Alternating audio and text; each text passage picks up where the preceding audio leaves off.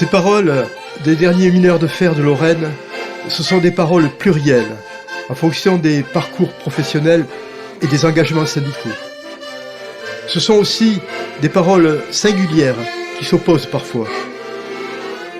C'est une fierté exprimée par une corporation qui a travaillé dans des conditions difficiles et qui a payé un lourd tribut à travers les accidents et les maladies professionnelles. Il y a aussi les non-dits, l'amertume provoquée par la fermeture programmée des mines, fruit d'une logique capitaliste. C'est une histoire qui se finit mal. Elle méritait d'être racontée car elle est nourrie de joie, de larmes et de solidarité. Enfin, ce film n'aurait jamais vu le jour si Philippe Stachowski n'avait pas écrit le précieux ouvrage « Le temps des mineurs au pays du fer » qui a constitué le point de départ de ma démarche. Qu'il en soit chaleureusement remercié. J'avais passé pas mal d'années à faire de l'archéologie, de l'histoire, et puis un beau jour, je me suis souvenu que j'étais fils de mineur et petit-fils de mineur, et qu'il y avait autour de moi des mineurs, dans un quartier de mineurs, et que rien n'avait été écrit sur eux. Donc en 2002, de mémoire, jusqu'en 2004, j'ai travaillé 2 ans sur ce projet-là, et ça a été un éblouissement de redécouvrir sa propre histoire, et puis surtout l'histoire des anciens et d'un quartier et d'une profession.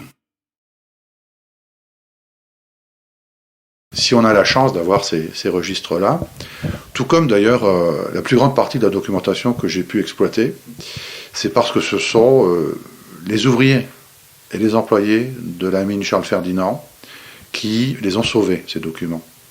Il faut imaginer que la direction de la mine, ou bien les actionnaires qui siégeaient, dans le meilleur des cas, à Metz et plus souvent à Paris, ne sont pas beaucoup souciés de la mémoire ou des dossiers ou des archives au moment de la fermeture. Et donc ça s'est fait dans la plus grande précipitation. Les gens ont jeté par les fenêtres les registres, les archives, etc. Seuls les dossiers personnels qui devaient obligatoirement être préservés pour les droits sociaux des cotisants ont été gardés, et quelques plans d'exploitation. Mais l'immense majorité de ces archives, tout ça, ça s'est retrouvé dans des bennes ou brûlé sur le carreau de la mine. Et donc, et heureusement, des gens, géomètres, contremaîtres, beaucoup de mineurs, simples ouvriers, en passant, ont été écœurés par ce qu'ils voyaient, par une espèce de mépris, toute l'histoire de plusieurs générations de travailleurs qui partaient en fumée, et les gens ont tout simplement récupéré tout ce qu'ils pouvaient. Et les ont gardés précieusement, ce qui fait que beaucoup de documents ont été sauvés de cette façon-là, et que j'ai pu les exploiter, puisqu'on les a prêtés au moment de ce travail sur les mines.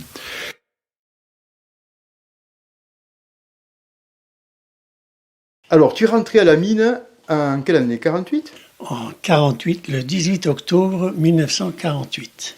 J'avais 13 ans et 10 mois. Moi, j'ai commencé à l'apprentissage, c'était en 1947.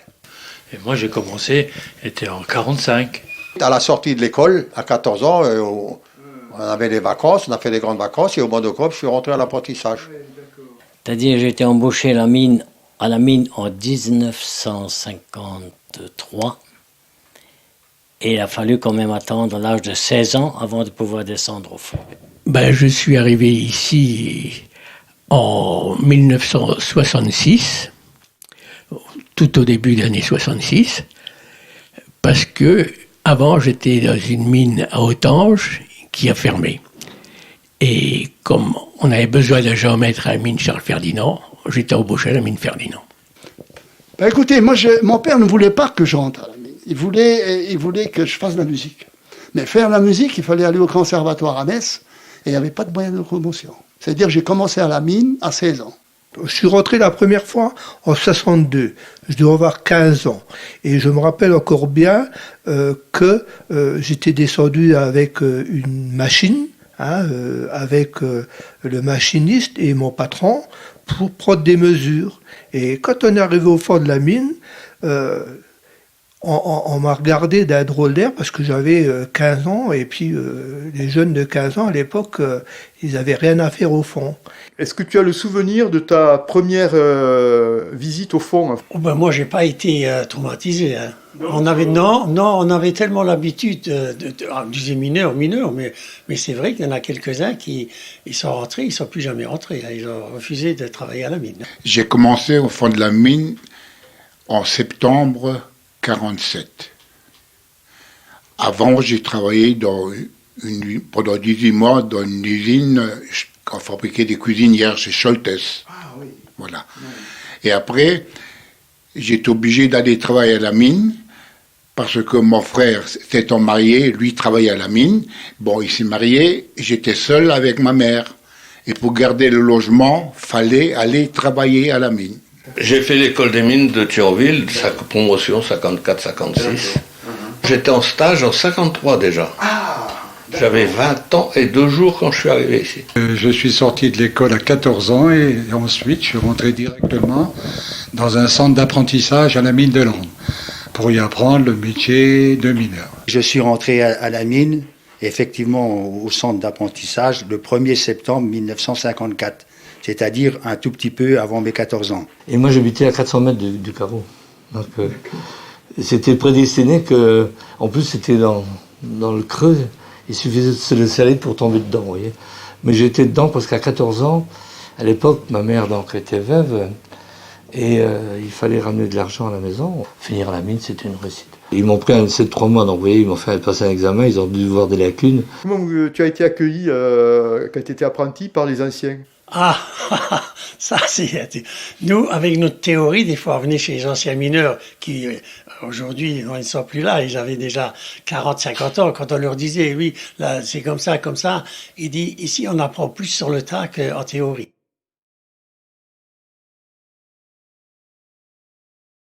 J'ai commencé à faire apprenti comme chargeur.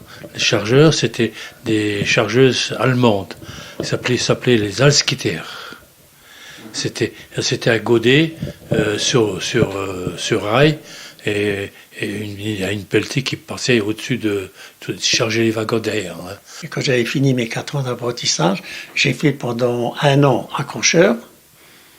Hein, et après, j'étais mis à l'abattage comme foreur. D'abord, on m'a appris à travailler sur l'engin foreur. Et puis après, j'ai fait foreur longtemps. Mais j'étais polyvalent. Au début, j'ai fait foreur, boiseur, mineur. J'ai fait l'accrocheur. D'accord. Puis après, je suis parti au service militaire. Et quand je suis revenu du service militaire, là, je suis rentré au fond et j'ai fait le boiseur. J'étais embauché comme, on appelait ça, serrurier au fond. C'était des gars de l'entretien. Il y a la modernisation qui est intervenue. Tout a changé, l'entretien a changé. Et il fallait être compétent pour dépanner tous ces engins-là. Et là, alors, j'étais jeune marié, le directeur de la mine m'a envoyé faire une formation professionnelle accélérée à l'école des mines de Pulversheim, à Mulhouse. On m'a mis sur un jumbo, on m'a appris à manipuler l'engin, vous voyez. Et après, on m'a dit, bon, vous allez forer des schémas. J'étais destiné à travailler dans un bureau. Et puis, comme les 2 géomètres étaient malades, et puis que j'étais assez fort en maths, le patron m'a dit, bon, est-ce que vous êtes capable? Bon, j'ai dit oui. Alors, j'ai fait géomètre en appliquant des manières à moi, un système à moi, parce que j'avais jamais travaillé avec un appareil. J'ai été voir des géomètres de mines voisines qui m'ont appris un peu le métier, et puis après, bon, ben, ça, petit à petit, j'ai appris sur le tas, quoi. On s'est retrouvé pont-rayon de quartier et ensuite chef de quartier. Le chef de quartier, c'est responsable sur les 3 postes de la marche du quartier. Passer un quartier, c'est un panneau d'exploitation en cours. Hein. Donc, chef de quartier, c'était la gestion de tous les travaux parce qu'il faut respecter un ordre d'exploitation pour pas aller au casse-pipe. Quand je suis revenu de l'armée, hein, on m'a fait faire 3 mois d'examen pour être machiniste. Mais avant d'être machiniste, on ne pouvait pas descendre celui qui était là, il fallait donc remplacer les accrocheurs. Alors je courais toujours derrière, tout en étant machiniste, tout d'ailleurs passer le permis de conduire une loco.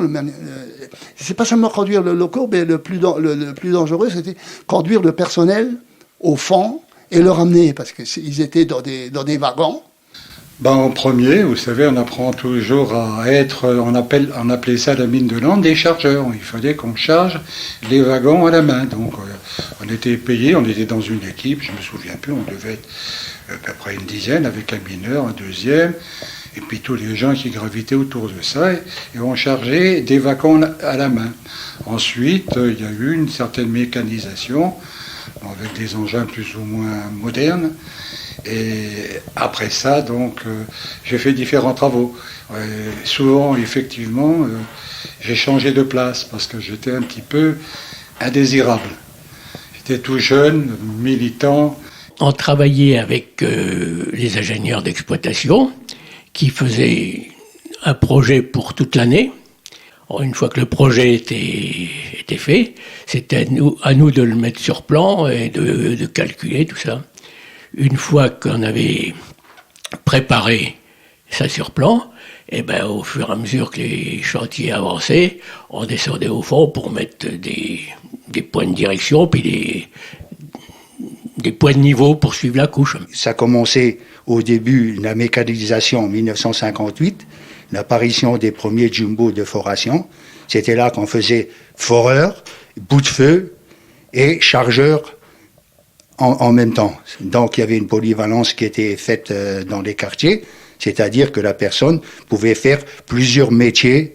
Et puis la deuxième année que j'étais au centre d'apprentissage, ils se sont dit, maintenant la mécanisation va arriver, on va faire des mécaniciens. Enfin, j'étais choisi parmi certains pour apprendre mécanicien. Toujours au centre d'apprentissage sur Valtiche. On est parti en fin de la deuxième année en disant, il faut qu'on fasse absolument des électromécaniciens. Et là, j'ai choisi des personnes, 4 personnes, dont je faisais partie encore une fois, pour les envoyer à Mulhouse. Et on était à Pulversheim, il y avait une école qui formait des électromécaniciens. Je crois que je suis le seul apprenti de Valtiche, avant moi, etc., qui soit arrivé ingénieur.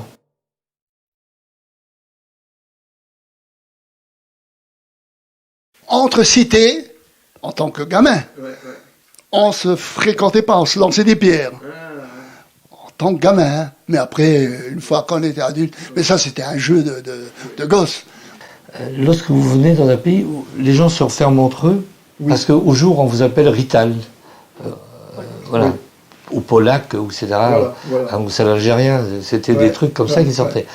Bon alors, si vous voulez, la confrontation a été, moi j'étais pas quelqu'un qui m'était facile, je dois avoir un caractère déjà, avant de venir assez trempé, faisait que j'accepte pas ça, donc je rentrais tous les jours avec des balafres, et je me souviens que on avait fait, la dernière fois que j'ai donné, je me suis battu là-dessus, ça se passait dans la cage, on descendait au fond, je venais de sortir de l'école, je crois, ça faisait 2-3 mois j'étais là, et dans la cage, il y en a un qui me dit un nom de ce style-là, je ne sais plus ce qu'il m'a dit. Et là, j'ai pas pu me retenir, j'ai un point qui est parti, il lui a pété le nez, ok.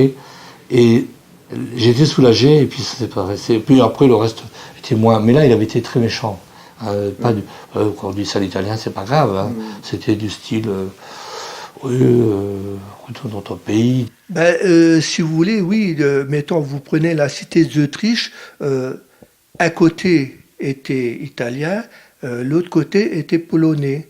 Et il y avait ici les gens d'origine qui étaient d'origine plutôt luxembourgeoise, allemande et tout ça. Donc, au départ, les gens étaient méfiants parce qu'on prenait les Italiens pour des chapardeurs ou les Polonais pour des ivrognes, on va dire. Et du coup, même entre eux, il y avait des rivalités. Mon père, il a marié une Polonaise. Et du coup, mes grands-parents, au départ, ils ont dit t'aurais mieux fait de marier une fille du village. Hein. Il y avait le quartier italien, puis le quartier polonais, puis souvent c'était un peu. Les samedis soirs, quand c'était un peu arrosé, c'était un peu la guerre.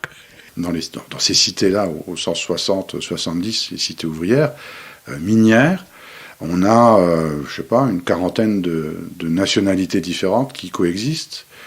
J'ai pas le souvenir, à part des querelles d'enfants, moi j'ai pas le souvenir d'avoir entendu des rivalités ou le racisme comme on peut en parler aujourd'hui. La petite route qui relie justement Étanges-Jourande au carreau de la mine, elle a été faite pour que tous les mineurs qui habitaient sur le secteur Étanges-Jourande et un raccourci pour arriver justement au carreau de la mine. Et là, il y a quelques petites anecdotes qui disent que les gens qui empruntaient la route là, dans les années 30, toutes les chaussures étaient clouées et souvent les gens perdaient des clous. Du coup, on pouvait reconnaître quand les gens qui passaient en vélo prenaient un clou, leur origine.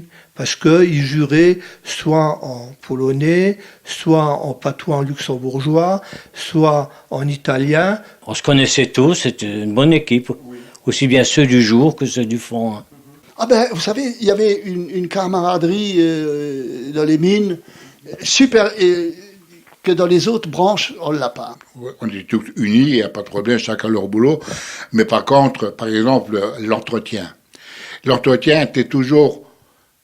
C'était des feignants. C'était une famille, on était tous copains, quoi. Oui.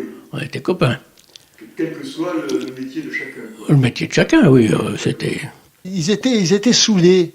Ils travaillaient ensemble, ils sortaient ensemble, ils buvaient le coup ensemble.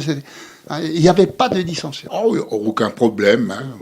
Dans l'équipe, on était une équipe de 7 personnes avec un contremaître, l'entretien, et puis c'est tout. On nous donnait des consignes, on allait sur les chantiers, différents chantiers, et on faisait le travail qu'il y avait à faire.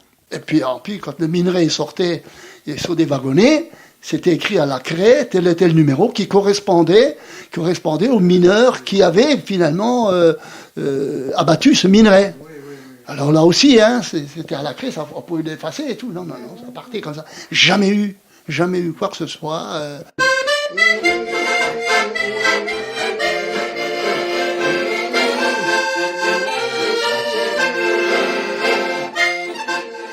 Moi, j'en parle toujours avec une très grande nostalgie. D'abord parce que j'ai des souvenirs d'enfance qui sont associés à cette fête. Bon, il faut dire que il y a pas mal de débordements, comme certains ont pu vous l'expliquer, mais rarement de la violence. C'était la fête, au sens du terme, au sens premier du terme, la fête où les gens se lâchaient, entre guillemets. Et je pense que ça correspondait aussi à un besoin d'oublier le reste, quoi, le danger et puis l'incertitude. Et le deuxième élément, c'est que dans cette fête de Sainte-Barbe, il y a un rituel un peu particulier, puisqu'on invite une jeune fille, qui est donc une fille de mineur, à se choisir un partenaire, et ils vont constituer un couple d'honneur qui sera célébré pendant 2 ou 3 jours. Alors, il va recevoir des cadeaux, qui va être invité à ouvrir le bal traditionnel du samedi soir, qui va présider un certain nombre de repas et même assister à une messe, en l'honneur des mineurs. Et moi, j'ai eu la chance d'être choisi dans les années 70, avant la fermeture de cette mine, et de pouvoir participer à cette Sainte-Barbe. Ça, c'est vraiment un souvenir émouvant. La Sainte-Barbe, moi, c'était un jour où, comment vous dire ça, on fêtait, hein. Moi, j'ai connu des Sainte-Barbe où il y en a beaucoup qui étaient... Alors moi, ça m'est arrivé aussi d'être le jour de la Sainte-Barbe. Mais moi, j'ai vu des femmes qui allaient chercher leur mari avec des brouettes. Au niveau de la Sainte-Barbe, c'était souvent bien arrosé. Donc, les gens, les anciens nous disaient ça, ou même les parents, ils gobaient toujours un œuf cru pour tapisser l'estomac et pour pouvoir absorber un peu plus d'alcool que la normale. Et alors, je jouais la clarinette, et alors, naturellement, la musique municipale d'Étanges, elle défilait pour les mineurs.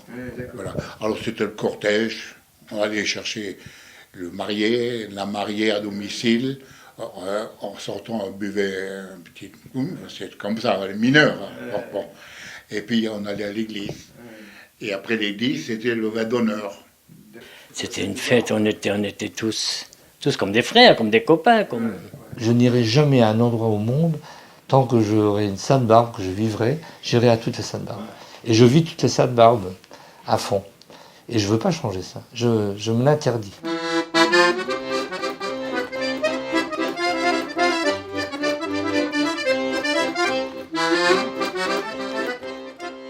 il y avait beaucoup de café. Parce qu'il y avait beaucoup de gens qu'on appelait les pensionnaires. Il y avait une famille avec 2-3 pensionnaires, soit des Italiens, soit des Polonais qui n'avaient pas de logement. Alors ils logeaient dans une famille. Et bon, le gars, quand il rentrait du boulot, il mangeait là.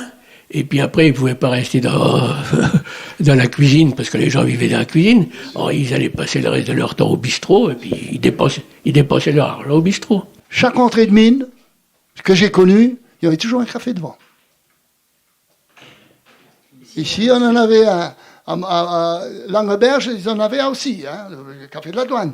C'est-à-dire, vous sortiez à Tressange, allez, le matin, quand on venait, le matin, avant de rentrer au fond de la mine, il y avait toute une rangée de verres, d'eau de vide dessus, hein, les mares. Hein.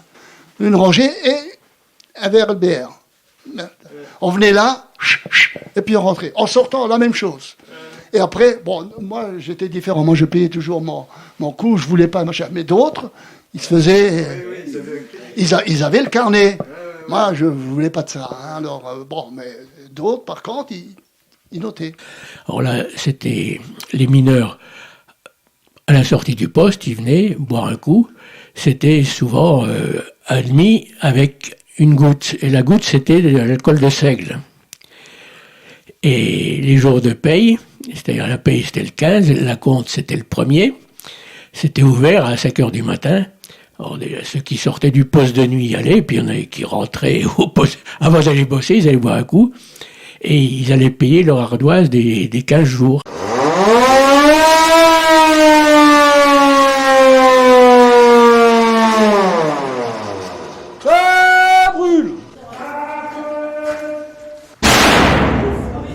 Lorsqu'on descend au fond, par la pression des terrains, lorsqu'on arrive, lorsqu'on voit le sol qui s'est soulevé d'1 mètre par rapport à la veille, donc il y a une certaine pression qui s'est exercée. Lorsqu'on entend les piliers qui craquent ou le boisage qu'on mettait auparavant, quand on entend les chandelles qui pètent et tout, donc c'est là aussi c'est quelque chose d'impressionnant.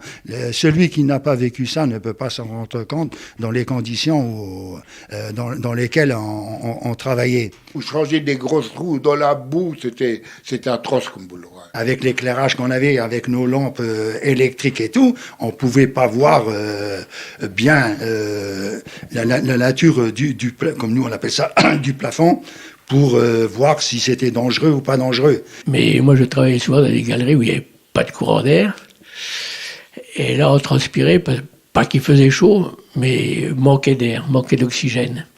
Alors moi j'avais toujours une petite bougie, parce qu'on avait bien des appareils pour détecter le gaz carbonique et machin comme ça, mais on ne devait pas trop s'en servir parce que ça coûtait cher, c'était des capsules qu'on avait. Alors moi j'avais toujours ma petite bougie, quand je doutais de quelque chose, je l'allumais, je la mettais par terre, parce que des fois par terre elle ne brûlait pas et il fallait que je monte à 50 cm. D'ailleurs, dans une mine, il y a eu 2 mineurs qui étaient posés culottes une fois, j'avais vu ça, et ils sont morts asphyxiés parce que, comme ils étaient bas, il y avait du gaz carbonique et ils ne se sont pas rendus compte. Tout le purgeage et tout se faisait tout à la main. Et là, c'était très dangereux d'aller à la limite des éboulements pour pouvoir déjà purger, s'assurer déjà notre sécurité personnelle et après assurer la sécurité de celui qui passait derrière. Ça arrivait que on avait fini de charger le chantier, que le chantier s'éboulait, et même entre les samedis et les dimanches, c'était sur plusieurs dizaines de mètres que les chantiers s'éboulaient. Nous, les femmes de mineurs, surtout le poste de nuit, on était toujours inquiets. Tu vois, moi, par exemple, quand il avait poste de nuit, je dormais pas bien. Et il fallait monter sur des échelles pour bourrer les abattages. Il fallait monter sur des échelles avec des planches, un peu comme des gens du cirque, pour faire du boulonnage et des travaux de sécurité, poser du grillage et tout, avant qu'il n'arrive tous ces engins-là, avec des nacelles, qui permettent de travailler dans des meilleures conditions. Quand la modernisation elle est intervenue, vous voyez, les camions, beaucoup d'engins roulaient au diesel. D'autres nuisances arrivent. À votre avis, quoi? Le bruit. Cet engin-là fait beaucoup de bruit répétitif, qui qui fort, comme ça il fait des trous. Bon, on en prend plein les oreilles. La poussière qui tombe de ce trou-là. Ici, elle va pas loin, mais quand elle tombe de 3, 4, 5, voire 6 mètres de haut, beau nuage de poussière très fine qui s'installe dans le chantier, cette poussière de silice qui va être absorbée par le mineur et qui va se déposer où? Dans les poumons du mineur. Alors on peut se protéger, mais c'est pas toujours facile avec ce masque qui a la transpiration qui se met sur les côtés. Donc souvent on le met pas. Il nous disait il faut mettre le masque, mais le masque. Enfin moi j'avais un travail où moi comme foreur, je faisais pas d'efforts, je pouvais le supporter. Mais par contre si vous prenez un mineur, il avait une sonde de 2,50 m à 3 mètres pour purger le plafond. Vous êtes toujours en train comme ça. Ah ben ceux-là, ils ne pouvaient pas garder le masque parce que pas assez d'air. Le bruit, l'humidité, la poussière, il y a des jours, j'arrivais pas à travailler parce que pour voir les fils à plomb, moi je visais des fils à plomb que mon aide était éclairée et il y a des jours, je les voyais pas tellement il y avait de poussière ou de fumée. Alors je pouvais pas travailler. L'aérage dans les mines, en général, c'est de l'aérage en série. Qu'est-ce qu'un rejette, c'est l'autre qui l'inspire. Donc c'est fait des conditions très très mauvaises. Pour vous dire qu'un Caterpillar avec une douzaine de phares à l'intérieur, on voyait pas à 4 mètres devant. Nous, on allait travailler la nuit pour faire des dépannages, des gros dépannages. Il y avait encore plein de poussière comme ça. On travaillait sur des moteurs, c'était atroce parce que le moteur étant chaud, il fallait faire des lavages, nettoyer les culasses et on faisait avec des produits qui étaient toxiques, quoi. Il fallait qu'on fasse ça. Le tir à oxygène liquide avait été remplacé par le nitrate de fioul. Vous connaissez les conséquences qu'il y avait avec le nitrate de fioul. Il a fallu se battre pendant des années pour que les tirs n'interviennent pas pendant le poste. Mais moi, par contre, ce que je peux dire aussi, à l'atelier, où c'est reconnu maintenant maladie professionnelle, j'étais au contact de l'amiante. L'amiante, Maurice, je rappelle, on faisait donc ce qu'on appelait des ferros d'eau. Les freins les ferros d'eau, voilà, ils sont à base d'amiante. Et moi, j'étais chargé, en tant que jeune ouvrier, à me nettoyer, à changer les bandes. Alors, pour changer ces bandes, il fallait les meuler, il fallait les percer et mettre les rivets dessus. Mais à l'époque, on avait 16, 17 ans, 18 ans, on voyait... Et puis, qui c'est qui parlait d'amiante? Personne. Personne. Et moi, j'étais au contact direct, dont j'étais quand même reconnu avec maladie professionnelle, où on a donné l'affaire au tribunal, et la société a été condamnée comme faute professionnelle. Oui, des fois, il nous arrivait, on nous amenait un camion avec les ferros d'eau qui avaient chauffé. Voilà. Donc, qu'est-ce que vous voulez faire? On travaillait. Et il fallait les réparer. C'est tout. Ouais. Alors, tantôt, on mettait le masque, mais de toute façon, ça ne faisait pas grand-chose. Hein. Bien sûr. Voilà. Et puis, alors, il y avait les amiantes, il y avait, par exemple, sur les résistances pour chauffer, comme ça, il y avait toujours, on mettait des résistances, et on positionnait toujours de l'amiante avec. Bon, tout ça, c'était, voilà, on respirait tout ça, quoi. On a quand même avalé pas mal de poussière et de gaz, d'échappement ou ce qu'on veut. Moi, j'ai des copains, une dizaine ou moins de copains qui sont morts en quelques années des suites de maladies professionnelles, cancer du poumon. Hein.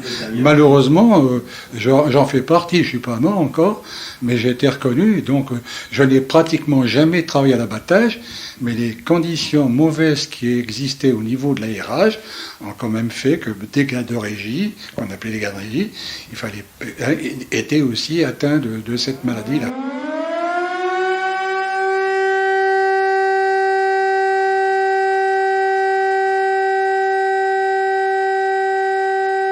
Les anecdotes qui reviennent le plus fréquemment, ce sont, pour les plus dramatiques d'entre elles, c'est les accidents qui ont été vécus par certains mineurs, avec toujours un sentiment d'injustice. C'est des gens qui se rendaient compte que finalement il y avait un double langage entre ce que l'on prônait d'un côté, la sécurité, et puis de l'autre, des pratiques qui visaient à la rentabilité, une rentabilité croissante. On a perdu dans un certain délai pratiquement, disons voir, l'équivalent d'un village de 5000 habitants. Une simple anecdote, j'ai commencé à être délégué le 1er juillet et c'était le jour qu'on on enterrait déjà une victime qui avait été prise sur un éboulement. Voilà. J'avais un frère qui s'appelle Jean-Baptiste Laquelle, il a été tué à la mine. C'était un dépilage. Alors, avant de faire une réparation, on s'assurait toujours que la paroi était bonne, le plafond, comme ça, on faisait, voilà. C'était une obligation, c'était pour nous, et puis c'était une sécurité. À l'endroit là, on a changé de moteur. Peut-être 3 heures après, il y a un gars qui est passé, un boiseur, est passé à côté de la joie, et il y a un parement qui s'est épaissi de lui. Et il est mort quelques jours après. L'année que j'ai commencé en 52 à la mine, l'année-là, à Volmerange, il y avait 5 tués. Parce qu'il y avait toujours un cercueil de réserve à la mine. Et je me disais, j'espère que c'est pas pour moi. Quand M. Spadotto est mort, on a entendu la sirène, et ben toutes les femmes étaient dehors. Hein. Quand il y avait un accident, tout le monde était informé, c'était très vite, et quelques accidents étaient des accidents graves. Et en général, je me souviens, il s'appelait le docteur Janot, quand il y avait des accidents, des fois bloqués, par un bloc dessus, il fallait qu'il descende au fond parce qu'il y avait hémorragie, il y avait tout ce qu'on voulait. Avant de le dégager le bloc, déblager, et des fois un effondrement qui était plus grand. Les gens n'étaient pas toujours morts du premier coup, certains sont restés coincés et après ils ont des séquelles de handicap, etc. Et donc le médecin, lorsqu'il descendait, c'est arrivé qu'il est arrivé à, je pense, une fois amputé, je ne sais plus, je crois que c'est une jambe. Oui. Et moi j'étais dans le quartier, en dépannage, je me souviens. Maintenant j'ai du mal à remettre les choses dans l'ordre. J'ai souvenir de ça parce que bon, il y a beaucoup de choses qui sont produites. Et là, la fois, ça m'avait marqué. Mon mari a été accidenté, et très fort accidenté, parce qu'il a été coincé entre la paroi et la machine. Il était fort accidenté, quoi, plusieurs côtes de cassées, le bassin enfoncé, enfin, c'est-à-dire qu'il est resté quand même presque 2 mois à l'hôpital, vraiment allongé, il était vraiment mal amoché. Et moi, par contre, j'étais enceinte de 7 mois, ben, j'ai accouché prématurément. Moi, j'allais souvent travailler les jours de chômage, comme ça, avec mes 2 aides. On était tranquille pour travailler, il n'y avait pas de camion et tout ça. Puis un jour, il y a tout un quartier qui s'est écroulé. Et on était juste en bordure de quartier, là. Alors, il y a tous les engins, tout ça, tout a été enterré. Et je me souviens, j'étais avec mon aide, il a voulu se sauver dans une direction. Moi, je l'ai rattrapé par le pantalon, je me suis arraché tous les ongles, parce que, je sais pas, j'ai eu un flash, j'ai eu le plan qui est revenu, mais si on va par là, on est foutu. On a eu une douzaine de morts en peu de temps, de chute de bloc ou d'accidents proprement dit.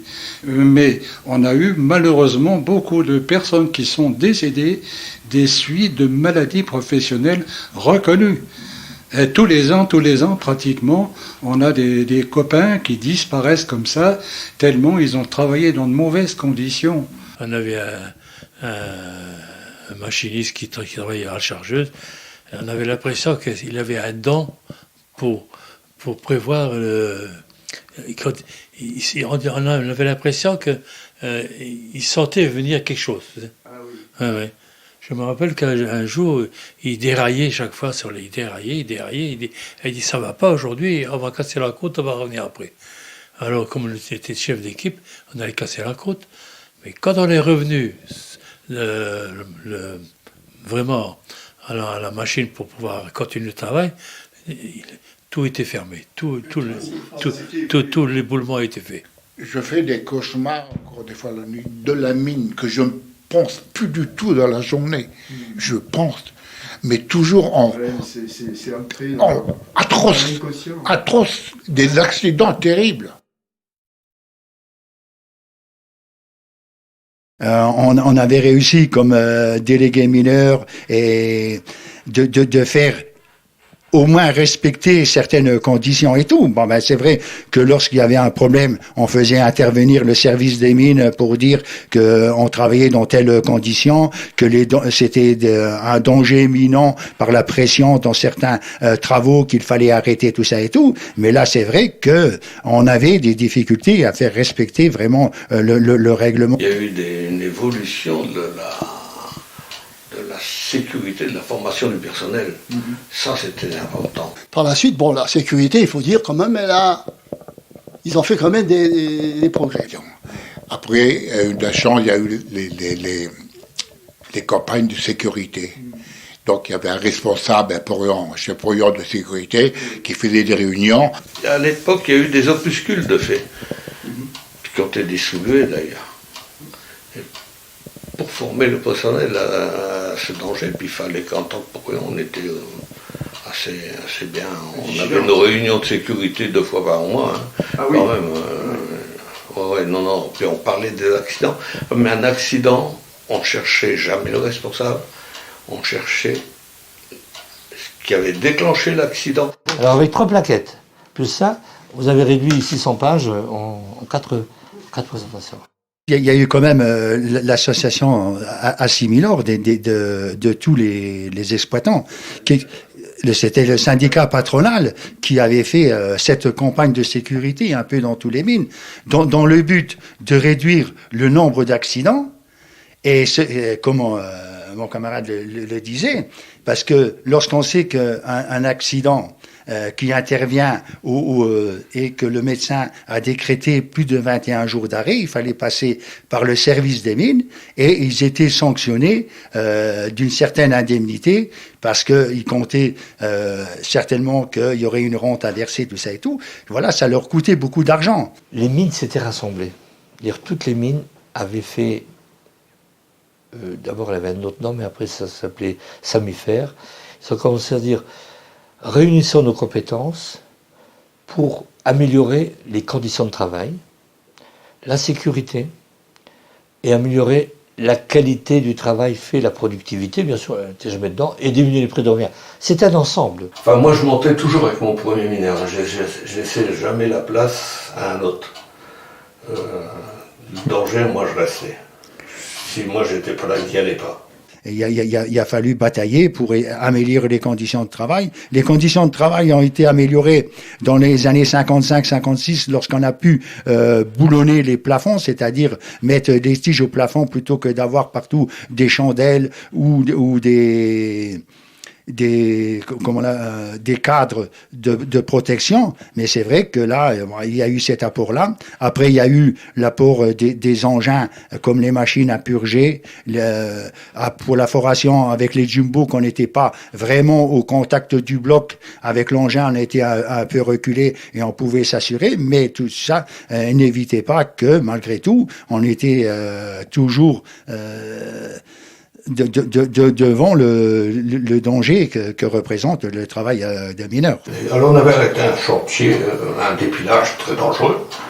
Fini, on met plus les pieds. Tout. Et donc le chef d'exploitation dit « Oh, oui, bien sûr c'était calme quand on est allé, tout. Faut venir, puis vous faites cela, faites cela. » Je dis « Moi je mets plus les pieds. »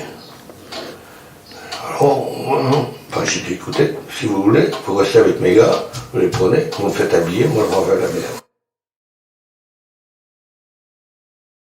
Et est-ce que vous avez eu le sentiment que parfois, pour gagner la coupe, on masquait des accidents ou est-ce que... Je dois vous dire la vérité. Oui. Oui, c'est arrivé. Oui. Ouais. On masquait, oui. Ouais. Quand il y avait des fois une personne qui était... qui avait un doigt, mettons, esquinté, il ne pouvait pas aller au travail, d'après le médecin, il n'allait pas au travail. Ouais. Il y a des gens de la sécurité, ils sont venus, écoute, viens au travail, tu ne feras rien du tout, mais pourvu que tu fais acte de présence. La personne qui était souvent de fois blessée était admise dans des ateliers au jour, où ils étaient payés, mais ça diminuait le taux d'accident et ça réduisait la cotisation patronale qu'ils étaient obligés de verser. Voilà Cette fameuse coupe de sécurité que tu as certainement montrée, bon, là-dedans, il y avait quand même une part de fumisterie, je peux vous dire. Pour la bonne raison que j'ai connu un qui était ici de Volmerange, un dénommé Grossman, il avait le petit doigt coupé, enfin une phalange, une phalange coupée, mais il n'était pas déclaré en accident parce que l'année-là, on a gagné la Coupe de sécurité. Bon, tu t'arrêtes, ça m'embête, moi, si tu es pas là, je suis obligé de prendre celui-là, le mettre là-bas, au moins faire un travail moins élevé, tu viens, bon, on s'arrange, tu es payé quand même, bon, je viens te chercher à la maison, je sais que maintenant, je me ferai critiquer, les gens m'ont critiqué aussi à l'époque, hein, c'est pas la question. Mais j'ai tenu le coup. Les médecins me disaient, mais c'est pas lui l'auteur, c'est quand même moi. Je dis, je veux bien. Mais ça a permis aux gens, je vous assure, c'est vrai, ce que j'ai là, c'est vrai. Ça a permis aux gens d'entrer, quand ils voyaient leur chef qui était si tordu, un peu tordu, si à fond dans la sécurité, les gens se sont dit, bon, je ne peux pas me blesser bêtement comme ça, il faut que je fasse attention. Le porion, là, il nous disait, il faut faire ci, il faut faire ça, il faut faire la sécurité. Le jour où, des fois, il manquait un porion, le porion de sécurité venait le remplacer. Là, il n'y avait plus de sécurité, parce qu'il fallait faire du rendement.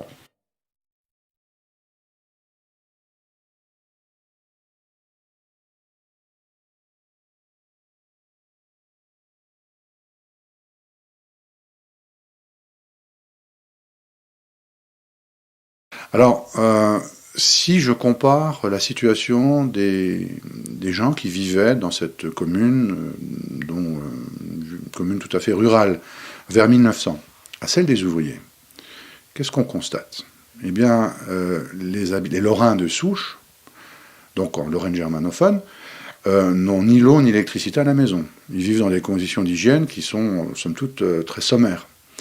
Et les cités ouvrières qui sont conçues à cette époque-là sont dotées de pompes à eau. Il y en a une pour 4 habitations, enfin 4 logements. Et l'électricité arrive dès 1910-1912. À côté de cela, vous avez effectivement toutes les facettes du paternalisme. Il y a l'école des mineurs, où on va envoyer les enfants de mineurs, on va les former. Il y a la colonie de vacances des mineurs. Et moi-même, j'ai connu en 70 le bus des mineurs, c'est-à-dire qu'on avait un service de bus pour les enfants de mineurs, les colonies de vacances, comme je le disais tout à l'heure. Alors oui, il y a un paternalisme, plus la caisse de sécurité minière, et donc quand on était malade, on ne pouvait se faire soigner que par le médecin de la mine. Alors, dans le contexte de l'époque, ce paternalisme-là, à mon sens, c'est un énorme progrès. Le logement était gratuit. Ici, comme on habitait près dans la cité de la mine, on avait l'eau gratuite. Et puis, on avait quand même l'entretien des logements plus ou moins gratuit. C'est-à-dire, s'il y avait des problèmes de menuiserie, il y avait un menuisier de la mine qui venait, plomberie, tout ça. Et puis, les travaux de peinture, c'était, je ne sais plus combien, mettons, une cuisine tous les 5 ans a été refaite, une chambre tous les 7-8 ans, je ne sais plus exactement la date, mais tout était refait. Et par exemple, celui qui ne logeait pas dans un appartement de la mine, qui habitait chez lui ou n'importe, il touchait une indemnité de logement. Et ce qui était bien, surtout, c'était la caisse de maladie. Oui. Notre sécurité sociale, c'était la meilleure de toutes. Il n'y avait pas de problème. On allait à l'écoloma et on était même gênés d'aller à l'écoloma. Pourquoi? Tu comprends? On était des pauvres gens. Alors on avait un carnet et on payait comme il y avait la compte et la paye. Alors on payait tous les 15 jours. On allait avec ce carnet à l'écoloma. Et on faisait toutes les courses là, on n'allait pas dans un autre magasin. Est-ce que ce paternalisme, est-ce que c'était pas un frein à l'action syndicale et aux luttes? Bon, ça a été un frein peut-être à un moment donné, puisque c'est vrai que le patronat, c'était du paternalisme. À cette époque-là, on avait besoin des mineurs. Et au moment-là, comme il y avait du travail partout, si ça plaisait pas, ou si une personne savait, le mineur qui aurait gagné un peu plus ailleurs, il partait ailleurs. C'était pour que les gens restent chez eux. Ils nous faisaient vivre en ghetto. Parce que la mine, ils nous donnaient un certain salaire. On avait la coopérative où on allait faire les commissions. Tout restait dans leur giron à eux, sous leur contrôle à eux. Donc, c'est pour cela que les choses étaient différentes. Et eux, ils ne faisaient pas ça par plaisir. C'était simplement pour garder ces gens, pour pouvoir, eux, tirer un profit et de ne pas nous faire connaître quelque chose d'autre. La position patronale au moment de ce que vous appelez le paternalisme a réussi à pervertir y compris des dirigeants syndicaux, hein, enfin, ou du moins des responsables syndicaux. Je crois que si ça a été un frein à un moment donné, il y a eu quand même une modification avec l'intensité de l'activité syndicale et les acquis des droits sociaux. Par exemple, le délégué mineur existait, mais nous avons quand même gagné le statut du mineur. À partir de là, le raisonnement, il change. Eh bien, on a quand même, je dirais, dérouillé. J'ai quand même dérouillé, où j'ai fait, sans exagérer, mais tous les services de la mine. Hein. Du magasinier au fond, au jour, à l'atelier, comme pour laver les... Mais à chaque fois que j'essayais d'avoir, je dirais, l'esprit syndical, de l'inculquer aux camarades, sans exagérer, mais à part être directeur, je crois que j'ai fait tous les métiers à la mine de Mairie. La lutte de classe était prégnante, comme on dit, dans l'affaire, et qui fait qu'effectivement, cette activité syndicale, sur la base de conceptions marxistes, je veux dire, voire influencées par des communistes qui s'engageaient sur le terrain, je pense que c'est là qu'on a gagné et qu'on est passé par-dessus la peur que provoquait le paternalisme, etc. Et on avait moins, disons voir, de difficultés, disons voir, de ce point de vue-là. Est-ce qu'aujourd'hui, il n'y a pas une remise en cause des acquis sociaux des mineurs, et je pense notamment à la sécurité sociale des mineurs? Il y a effectivement une remise en cause des acquis sociaux des mineurs. Par exemple, le parc immobilier a été vendu. Mais notre action a fait en sorte que on a conservé le principe du logement gratuit pour la personne qui vivait dedans.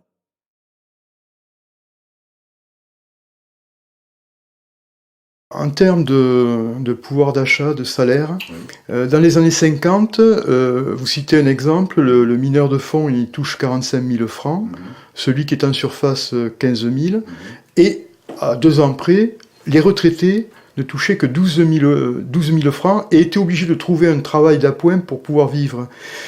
Est-ce que ça signifie que la part des primes accordées aux mineurs était si importante pour qu'ensuite, à la retraite, il n'y ait plus rien, quoi? Il y a, dans un contexte général, hein, au lendemain de la guerre, dans la Moselle sidérurgique et minière, on a des grilles salariales, là je parle pour les mineurs, essentiellement, c'est moins vrai pour les sidérurgistes, mais tout est relatif quand on compare à la situation médiane française de l'époque. Alors, on a des grilles qui sont calquées sur les indices parisiens. Et ils sont majorés de 20 à 25% selon les cas. Ce qui veut dire que dans la période, je vais faire une estimation, 45, 47 jusqu'à 55, 60, ce sont des salaires qui sont très élevés, les salaires du fond. Et l'écart entre ce que gagne un ouvrier au fond et au jour, c'est effectivement du simple au triple. Après, on a, dans les années 60, il y a un double phénomène. Il y a la mécanisation, hein, à la suite du plan Marshall, où on va réduire la main-d'œuvre, donc première grève, première vague de licenciements, première crise. Et on a la concurrence des minerais importés. Alors, effectivement, il y a eu une période, un âge d'or, des mines et de la sidérurgie. Et à partir des années 60, au début des années 60, me semble-t-il, sous l'effet de cette double conjoncture, il y a un renversement de tendance. Non, c'est normal que ceux qui sont plus dans le danger, qu'ils soient payés plus. Oui, tout le monde a... Alors c'était bien, c'est que le jour qu'on a modernisé la mine, qui a eu des versements au fond, avec un concassage au fond centralisé, c'est que tous les quartiers avaient le même salaire. Alors le mieux payé c'était le premier mineur, après il y avait son adjoint, le chargeur. La direction avait fait effectivement comme on appelle ça, une prime de productivité générale pour associer les mineurs, enfin du moins les ouvriers d'entretien. Mais cette rivalité a été pratiquement constante et l'écart ne s'est pas réduit entre le fond et le jour. Beaucoup de mineurs prenaient beaucoup de risques en plus pour pouvoir gagner un peu plus.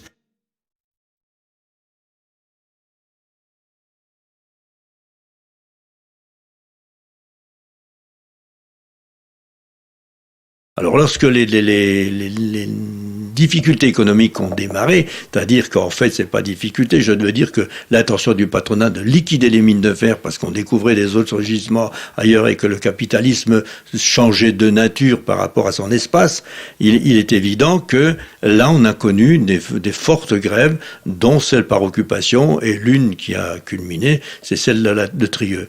Mais il y en a eu d'autres, je prends y compris pour la génération à laquelle nous appartenons, on a effectivement bloqué en 1984 et l'usine de Solac et toutes les mines de fer, c'était en, je sais pas combien de temps ça a duré. En 92, on a bloqué le centre de Metz avec les engins, c'est-à-dire que la grève n'était plus sur le tas, elle se montrait au niveau public. Et les sidérurgistes ou autour, on a toujours imaginé qu'on pouvait exister sans le minerai local avec l'apport des minerais étrangers.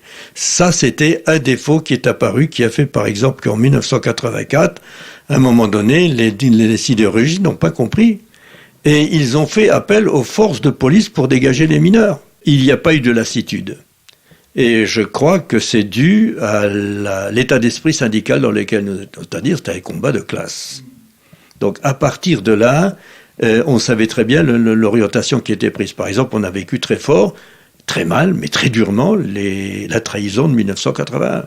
Ouais, il n'y a pas eu de mobilisation générale, non. Parce que quand nous on a fermé, il y en avait déjà pas mal qui étaient fermés aux alentours. Bien sûr. Et ils en ont peut-être protesté, vous voyez, comme ça, mais rien de plus, hein. C'est venu progressivement. Oui. Un jour, le centre d'apprentissage s'est arrêté. Bon, puis on voyait ce qui se passait dans les autres mines, quoi, parce qu'on n'a pas été dans les premiers.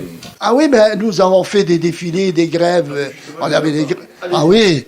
Ah non, mais là c'est sûr que finalement on a manifesté de la mine jusqu'à la mairie. Il y a une délégation qui allait à la sous-préfecture et tout. Comme par exemple la mine de Trieux. La mine de Trieux, c'était 73 jours au fond de la mine. Hein. Et les femmes sont même descendues. Oui. On était en manifestation justement parce que le baron Aupin, qui était dans la société Arbet aussi, au Luxembourg, nous avons manifesté devant les grands bureaux au Luxembourg. Il y a eu une délégation avec le député de la région et tout. On a été manifesté au Luxembourg, justement contre la fermeture des mines, quoi. Hein. C'était pas spécialement là. C'est-à-dire qu'il y avait une solidarité. C'est enfermé à longtemps. Tous les mineurs se mobilisaient contre la fermeture. Parce que la preuve est là, c'est que l'une mine après les autres, ils ont été liquidés, quoi. Il y a eu des grèves, un petit peu, des manifestations, mais ça s'est toujours passé bien dans le calme. Et je me souviens, les dernières fois qu'on a fait une manifestation, c'était aller à Étangerande et puis arrêter les voitures, leur dire un petit peu. Ce que je regrette d'ailleurs, c'est que cette Lorraine avait une capacité énorme d'exporter leur savoir. Lorsque les premières mines ont fermé, un sentiment d'amertume, de déclassement, de gens qui se disaient on ne peut pas transmettre notre savoir-faire, on est la fin entre guillemets d'une espèce de travailleurs. C'est perdu définitivement. Et alors, quelque chose de vraiment révoltant, on est en zone frontalière, le minerai de fer qui était exploité du côté français était, de l'avis des éminents économistes qui se sont succédés, n'était plus rentable, et donc il était absolument impératif de fermer les mines, de mettre tout le monde dehors. Et ce même gisement, 5 km plus loin, du côté luxembourgeois, était rentable, il était apprécié par des spécialistes tout aussi qualifiés que ceux qu'on a dans ce beau pays, et l'industrie minière luxembourgeoise non seulement exploitait ce minerai, mais rachetait des concessions dans les mines qu'on avait fermées, c'est-à-dire que à certains endroits, les concessions luxembourgeoises se prolongeaient sous la frontière. On était 60 puits d'exploitation, entre 25 000 et 30 000 mineurs, eh bien ça se réduit à zéro. Aujourd'hui, il n'y a plus une seule mine de fer en activité. La dernière s'est fermée en 97. Et encore, c'était une exploitation, c'était une mine luxembourgeoise, l'Arbet, qui exploitait sur le sol français. Mais la dernière, ici à Moyotte, s'est fermée en 93. Donc elles se ferment les unes après les autres pour arriver à zéro. Sachez que du minerai, il y en a en abondance. On estime qu'il y a encore entre 3 milliards de tonnes de minettes. Minerais pauvres, on n'en veut plus.